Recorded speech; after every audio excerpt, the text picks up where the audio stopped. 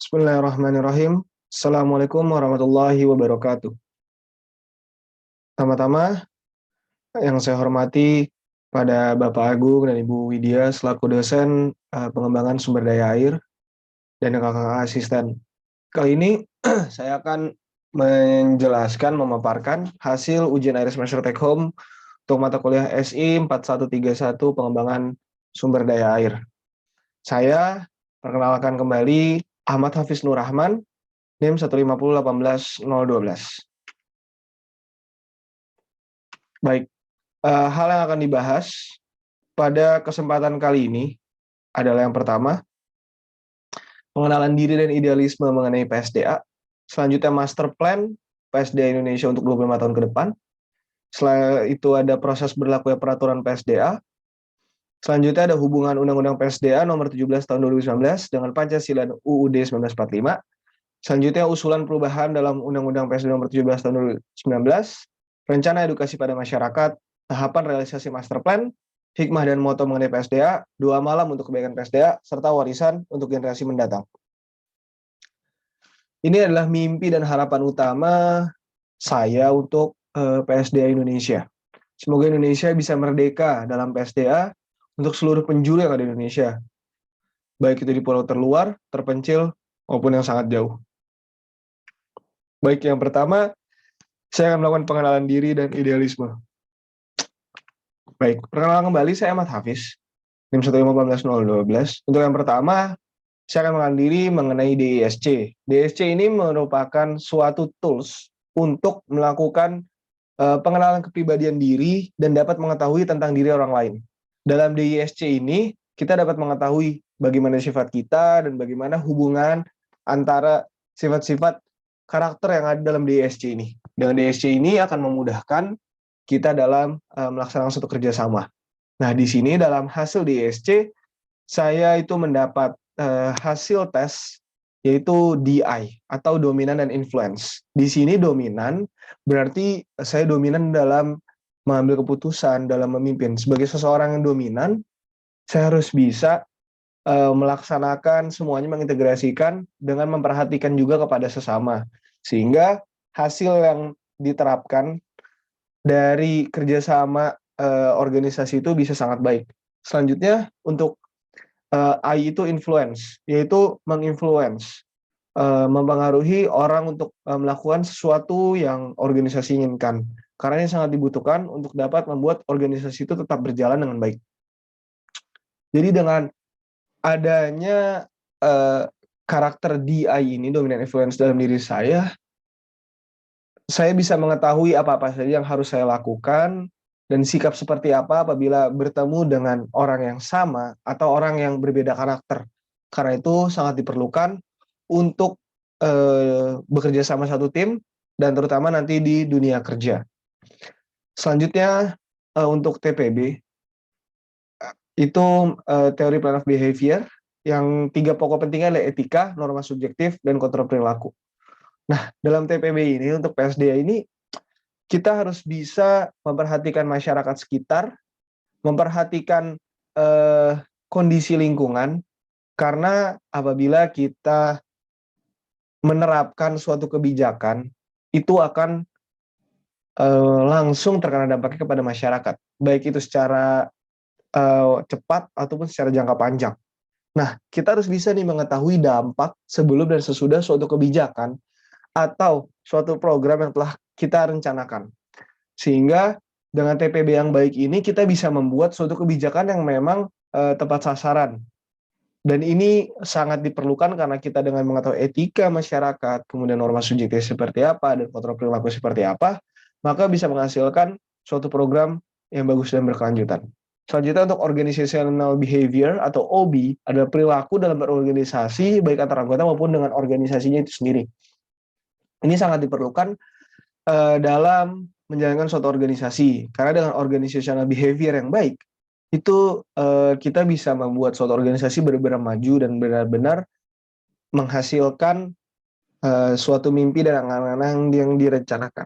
Nah, untuk dari OB sendiri, saya banyak mengikuti pelatihan leadership untuk bisa meningkatkan soft skill mengenai kepemimpinan, kemudian banyak berpengalaman dalam memegang tanggung jawab di suatu organisasi, baik itu menjadi kepala, ketua, wakil, dan segala macamnya, serta terbiasa untuk bisa membuat lingkungan organisasi itu nyaman. Dengan demikian, mimpi-mimpi yang besar itu bisa kita pecah menjadi mimpi-mimpi kecil, dan mimpi kecil kita tercapai saat disatukan bisa menjadi suatu mimpi besar, terutama untuk PSD Indonesia. Karena saya yakin dengan pengalaman selama perkuliahan kali ini, kemudian pengalaman di depan yang akan diambil juga, itu pasti akan membantu saya di masa yang akan datang, saat nanti diamanatkan bisa menjadi dirjen di PUPR atau di Bappenas, itu bisa menghasilkan suatu sasaran pembangunan, terutama dalam PSDA itu yang tepat untuk masyarakat. Karena sejatinya ini semua dilakukan untuk kesejahteraan masyarakat.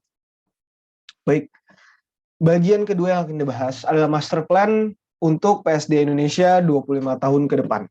Jadi, pada bagian ini dilakukan analisis SWOT atau SWOT, Strength, Weakness, Opportunity, dan Threat. Dan pembobotan juga dilakukan untuk bisa mengetahui program mana yang diperlukan. Dan pelaksanaan master plan ini harus dilakukan secara menyeluruh dan berkelanjutan. Tidak bisa hanya pada suatu waktu yang singkat.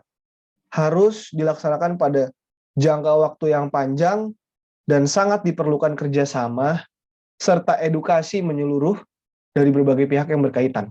Karena dengan bekerja sama dan berintegrasi antar pihak yang berkaitan ini, masyarakat, pemerintah, tenaga ahli, mahasiswa, kemudian lembaga berkepentingan, serta perusahaan-perusahaan, itu akan membuat saat semua bekerja sama akan mengatasnamakan kepentingan bersama sehingga bisa menghasilkan suatu program PSDA yang memang tepat sasaran.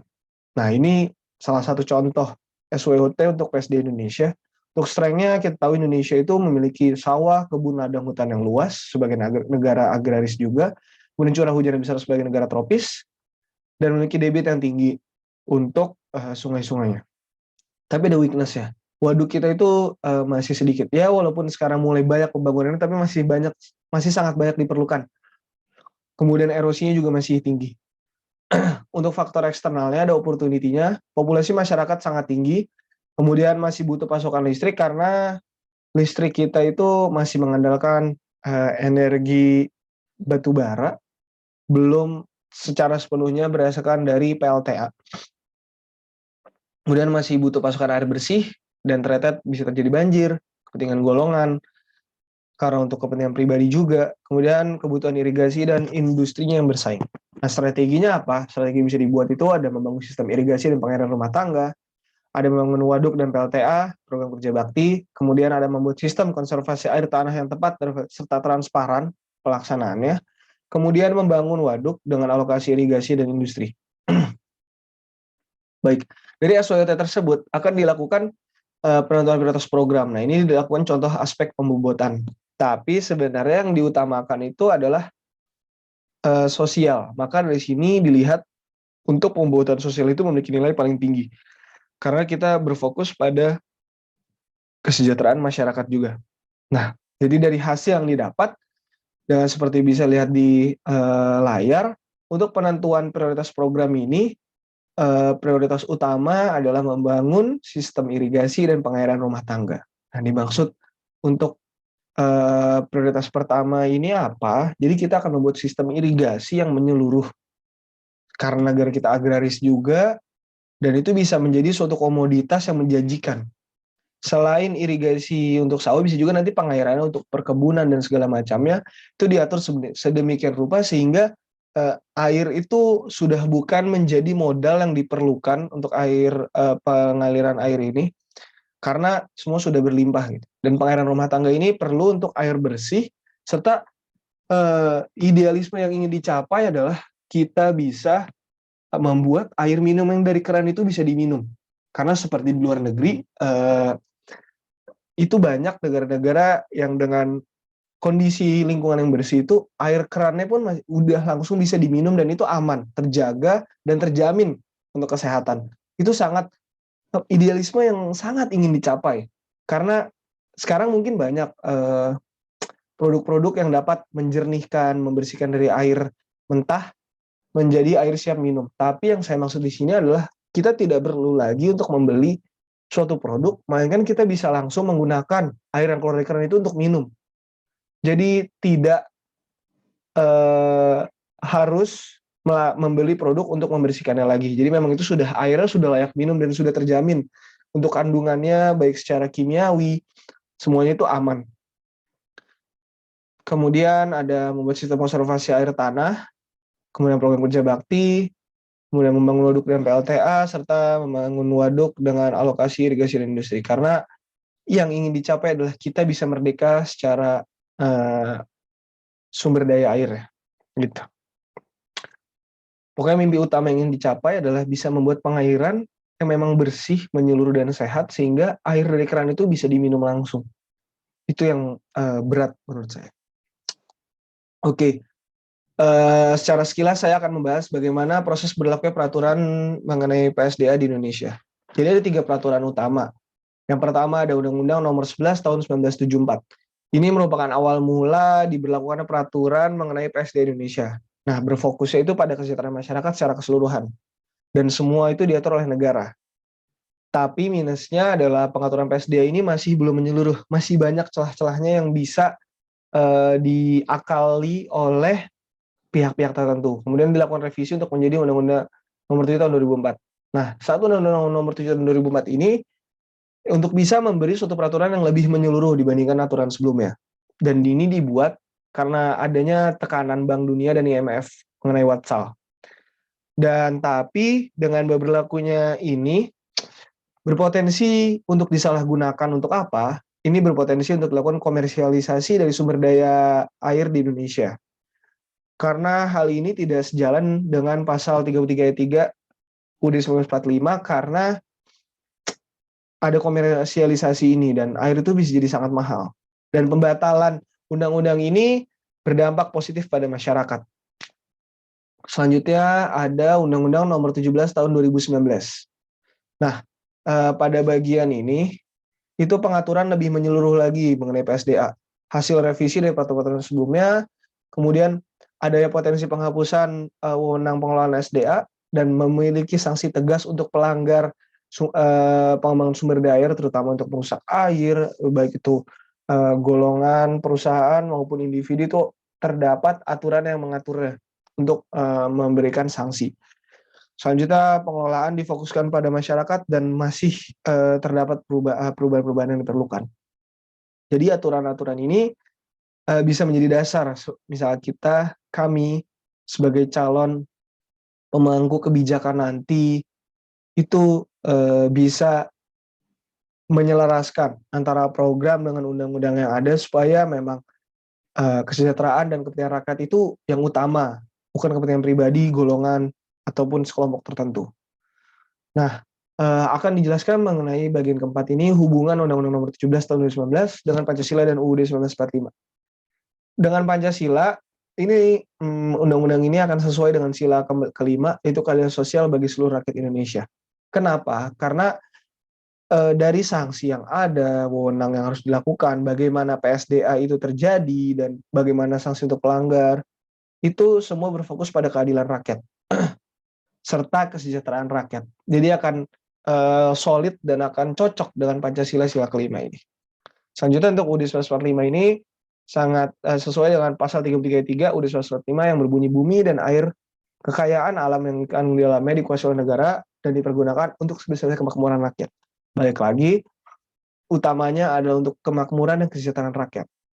Gitu, bukan untuk pribadi atau golongan. Ini yang harus digarisbawahi bahwa kita ini negara Indonesia ini sangat luas, negara maritim, negara agraris, yang punya banyak lahan, punya banyak sumber daya air yang melimpah, padahal itu bisa kita makmurkan semuanya dari air laut, kita bisa suling dan segala macam teknologi, bisa menghasilkan suatu air tawar yang dapat digunakan dan sehat.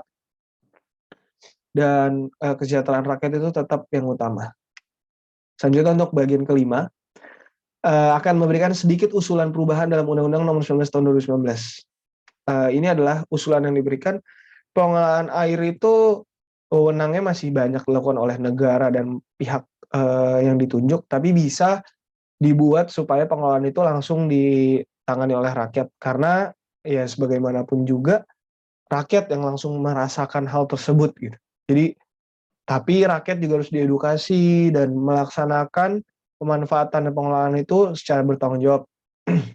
Selanjutnya untuk pendapat ahli itu dibutuhkan untuk menghasilkan aturan yang lebih sesuai lagi. Direlevansikanlah dengan keadaan sekarang, bagaimana pengelolaan airnya, penelitiannya jelas, dan hasil output yang dicapai juga akan lebih baik lagi.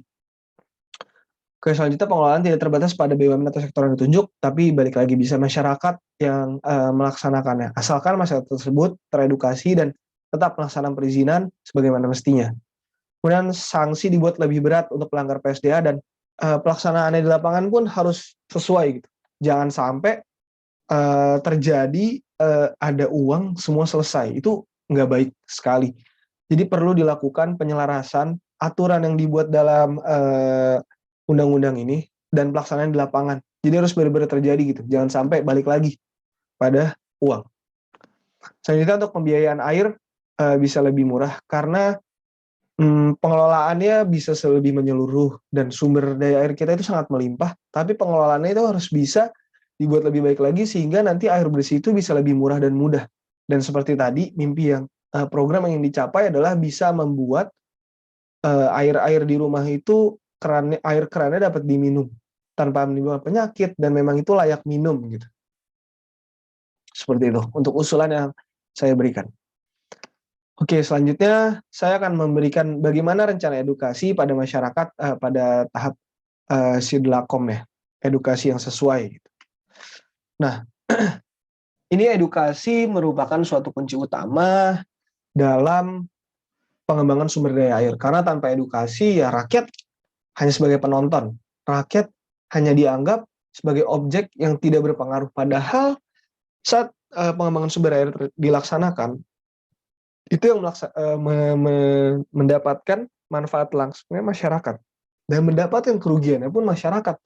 Jadi masyarakat ini harus diberikan edukasi yang tepat agar bisa sesuai. Kemudian dilakukan secara mendalam dan menyeluruh pada semua lapisan masyarakat. Nggak memandang dia strata di mana, bagaimana kondisi ekonominya, bagaimana tingkat pendidikannya, tapi semua harus dilakukan secara menyeluruh dan mendalam. Dan penjelasannya pun harus disesuaikan gitu dengan kondisi dan latar belakang masyarakat agar bisa tepat sasaran.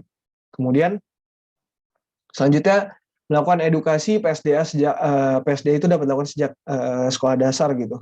Jadi bukan hanya kita dapatkan di perkuliahan, tapi bisa juga dari sekolah dasar. Itu suatu hal yang sangat bisa relevan karena negara kita ini sangat berlimpah airnya dan PSDA itu bisa ditanamkan sejak SD dengan ya materinya tidak usah terlalu berat. Yang penting bisa mengedukasi dan tertanam sejak dini. Selanjutnya edukasi juga disesuaikan dengan kondisi dan latar belakang masyarakat sebagaimana saya katakan tadi bahwa edukasi ini dilakukan secara menyeluruh di lapisan masyarakat. Jadi harus disesuaikan bagaimana latar belakangnya, bagaimana adatnya, bagaimana pendidikannya, semua disesuaikan dan pastikan apa yang ingin disampaikan itu tercapai kepada masyarakat. Selanjutnya untuk masyarakat itu dibuat terlibat aktif dalam proses edukasi. Jadi bukan hanya kita mengundang ahli atau pemerintah saja. Tapi memang ada tokoh masyarakat atau dari RW, RT segala macam yang memang sudah mengerti dan sudah di briefing lebih lanjut, itu bisa transfer knowledge lah kepada masyarakat. Begitu pula masyarakat yang sudah ada, yang sudah mendapatkan materi itu bisa lebih meyakini lagi gitu apa yang sudah didapatkannya dan mengedukasinya kepada masyarakat yang lain. Selanjutnya, edukasi juga jangan langsung dilakukan secara tiba-tiba, tapi bisa dilakukan secara berkala dan bertahap. Seperti seakan-akan kita kalau minum itu kan satu gelas, per gelas, bukan kita minum langsung satu ember atau satu galon. Kan nggak memungkinkan juga gitu. Bahkan kita mempelajari PSDA ini dalam waktu yang sangat singkat, menurut saya untuk 1 semester saja, itu masih banyak ilmu yang perlu dicapai lagi. Jadi ya lakukan edukasi itu secara berkala dan bertahap, jangan langsung memberikan dar. Nah itu akan membuat masyarakat, wah ini terlalu berat ini, malas gitu. Jadi kita harus melakukan edukasi secara berkala dan bertahap agar apa yang ingin kita capai itu tercapai gitu kepada masyarakat. Selanjutnya kita kita dapat melakukan kontrol dan evaluasi dari hasil edukasi yang dilakukan. Itu dilakukan secara berkala juga, dan kita melihat bagaimana perkembangannya di masyarakat. Setelah itu, memberi edukasinya itu dari hulu ke hilir. Jangan kita menjelaskan setengah-setengah. Seperti tadi, secara berkala, mungkin dari titik A ke B terlebih dahulu, baru ke C, baru ke D, dan segala macamnya. Selanjutnya, melakukan edukasi itu secara jujur dan berintegritas. Jangan kita membohongi, membodoh-bodohi masyarakat yang memang mereka kurang paham, sehingga kita bisa memanfaatkan kemampuan dan kelebihan kita itu untuk menipu masyarakat dan rakyat. Itu sangat disalahkan dan tidak baik. Jadi kita harus benar-benar melakukannya secara jujur dan berintegritas. Selanjutnya akan menjelaskan yang ketujuh, tahapan realisasi dari master plan. Jadi saat nanti imajinasi saya 25 tahun ke depan bisa menjadi menteri yang didukung oleh partai koalisi, terus berbagai pihak juga mendukung. Jadi hal yang harus dilakukan sejatinya untuk setiap tahun itu sama proses yang dilakukan. Itu melakukan evaluasi kondisi existing, survei, perencanaan dan edukasi, kemudian menggandeng seluruh pihak, pelaksanaan perencana, dan juga kontrol berkala. Itu yang harus dilakukan setiap tahunnya. Dan untuk 5 tahun pertama itu, jika memang 25 tahun, 5 tahun pertama itu melakukan perencanaan, edukasi, dan pengelolaan serta survei mengenai rencana program serta mulai pembangunan. Dan 5 tahun kedua melanjutkan pembangunan dan edukasi masyarakat dan perubahan rencana yang dibutuhkan secara integritas gitu yang dilakukan. Jadi praktek korupsi tuh jangan sampai ada KKN, korupsi nepotisme itu udah nggak ada lah di sini. Harus bisa bersih. Kemudian untuk 5 tahun berikutnya itu dapat melanjutkan rencana yang sudah ada dengan dengan seluruh pihak gitu. Yang keempat, 5 tahun keempat itu pemastian yang sudah direncanakan tercapai dan mengajak seluruh entitas untuk bekerja sama dalam meningkatkan PSD Indonesia. Untuk 5 tahun kelima, mewariskan hal yang baik dan memberikan evaluasi untuk bisa berkembang. Jadi, master plan yang dibuat ini 25 tahun, jangan dijadikan suatu program, dilaksanakan suatu program karena kepentingan pribadi. Karena ada keinginan untuk menguasai. Itu nggak baik. Jadi 25 tahun yang direncanakan ini memang untuk kesejahteraan masyarakat, kemajuan sumber daya air Indonesia, dan bisa mencapai kemerdekaan dari sumber daya air. Karena ini sangat penting. 25 tahun ke depan, jangan berpikir untuk yang penting partai, golongan aman. Enggak. Tapi rakyat yang dipikirkan. Jadi rencana 25 tahun itu jangan setiap 5 tahun atau setiap 2 tahun ganti pemangku kebijakan, ganti rencana. Tapi kita rencananya harus bisa tetap dan bisa menyeluruh gitu. Rencanakan secara mendalam agar apa? Agar kita bisa benar-benar memberikan dampak walaupun untuk jangka panjang, tapi setidaknya akan menghasilkan gitu. Daripada kita setiap 5 tahun berganti-ganti, itu tidak akan ada hasilnya. Ya ada sih, tapi nggak maksimal. Itu yang ke-8, hikmah dan moto untuk PSD Indonesia. Hikmah yang didapat itu Indonesia itu memiliki sumber daya air yang melimpah dan dapat meningkatkan kesejahteraan masyarakat. Karena apa? Ya seperti diketahui, suplai air bersih itu masih sangat sulit dan kurang. Serta harga untuk air bersih itu masih mahal. Sehingga harus diperlukan pengembangan sumber daya air agar masyarakat itu benar-benar bisa merasakan sumber daya air yang merdeka. PSDA itu merupakan hal yang sangat esensial. Karena ya kita dalam kehidupan pasti membutuhkan air. Mau kegiatan apapun pasti membutuhkan air gitu. Sangat dibutuhkan kebutuhan sehari-hari dan juga untuk konsumsi. Kemudian perhatian lebih dari seluruh pihak harus ada dan bekerja sama demi kemajuan PSD Indonesia. Itu hikmah saya dapatkan. Dan untuk motonya untuk PSD Indonesia, Indonesia maju dan merdeka secara menyeluruh dan berkelanjutan di bidang sumber daya air. Karena saya yakin Indonesia pasti bisa.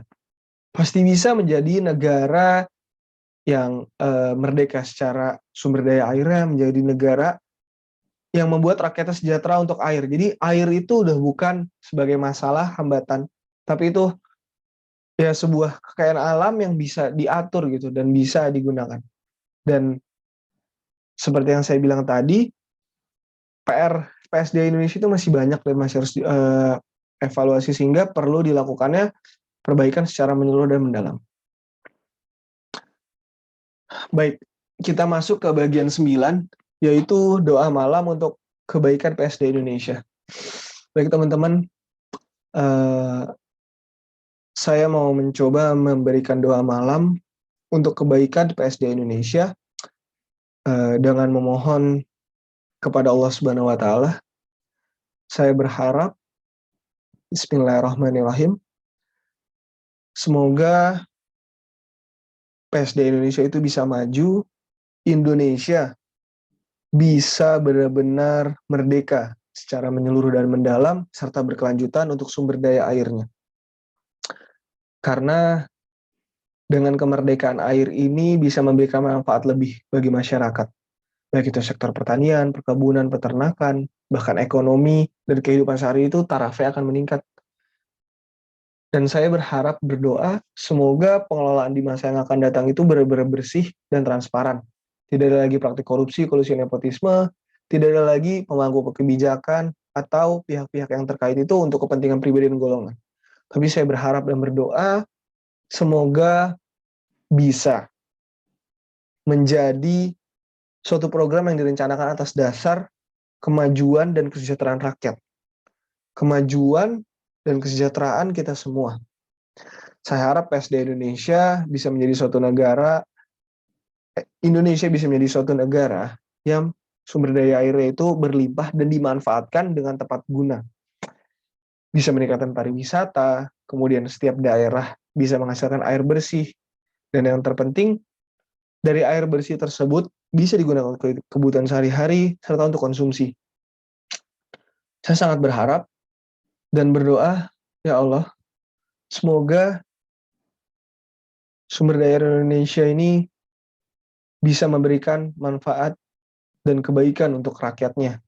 Bukan lagi menjadi suatu masalah saat menjadi musim penghujan itu benar-benar menjadi berkah, karena pengelolaan yang tepat, air hujan tersebut bisa dimanfaatkan dan tidak ada lagi terjadi banjir. Ya kalau memang harus terjadi banjir ya, sangat minim jika memang itu musibah.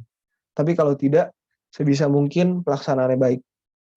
Dan air minum itu sudah bisa dilaksanakan dari tap water atau dari keran langsung, tidak perlu membeli lagi. Dan saya sangat berharap semoga masyarakat tidak menjadikan sumber daya air menjadi sebuah masalah lagi, tetapi menjadi sebuah solusi untuk kehidupan. Dan yang terpenting, semua tidak ada lagi korupsi, kolusi, nepotisme. Dan saya yakin Indonesia pasti bisa. Amin. Amin ya robbal alamin. Semoga bisa lebih baik lagi. Seperti itu doa yang saya dapat sampaikan untuk kebaikan PSD Indonesia. Selanjutnya, warisan untuk generasi mendatang mengenai PSDA. Jadi, yang bisa saya sampaikan adalah PSDA ini merupakan hal yang sangat esensial dan sangat penting untuk kita pelajari dari hulu hingga hilir. Dan hal ini sangat dibutuhkan baik nanti kita sebagai pemangku kebijakan, sebagai pelaksana, atau sebagai konsultan, itu perlu mempelajari PSDA secara menyeluruh. Karena dengan semua entitas yang mempelajari ini dan bisa transfer knowledge kepada masyarakat, memberikan edukasi kepada masyarakat, itu akan menjadikan PSDA ini menjadi suatu hal yang sangat indah dan berkah. Sebagaimana kita negara di negara tropis yang memiliki curah hujan tinggi dan negara maritim dengan laut yang sangat luas, jadi pemanfaatan PSDA ini harus sangat baik, harus dilakukan dengan benar. Ya walaupun kita sekarang melihat kejadian yang masih belum sepenuhnya yang dapat kita lakukan dengan seperti kita harapkan, tapi seenggaknya kita sudah punya idealisme dan doa, sehingga saat nanti kita berada di posisi di sana, di pemangku kebijakan, kita bisa menjadi diri yang idealis dan berusaha untuk menciptakan kebaikan untuk masyarakat dan kemajuan untuk masyarakat. Jadi seperti itu, resapi PSDA ini dengan benar, bukan hanya belajar untuk sekedar mendapat nilai, tapi untuk bisa diterapkan dan diedukasikan kepada masyarakat, serta bisa membantu kepada keluarga sekitar atau tetangga, keluarga, dan saudara sekitar mengenai PSDA ini. Dan jadikan ilmu yang didapat itu untuk menyebarkan kebaikan, karena dengan ilmu yang baik itu bisa menjadi amal jariah. Dan satu pesan saya untuk PSDA Indonesia bisa menjadi merdeka secara menyeluruh dan berkelanjutan untuk di masa yang akan datang. Karena saya yakin Indonesia pasti bisa. Baik, terima kasih. Itu saja yang dapat saya sampaikan mengenai UAS Take Home PSDA kali ini. Semoga apa yang saya jelaskan tadi bisa memiliki manfaat, terutamanya untuk saya sendiri dan umumnya untuk masyarakat sekitar, atau bahkan pendengar. Baik, semoga Indonesia bisa jauh lebih baik dan berkembang.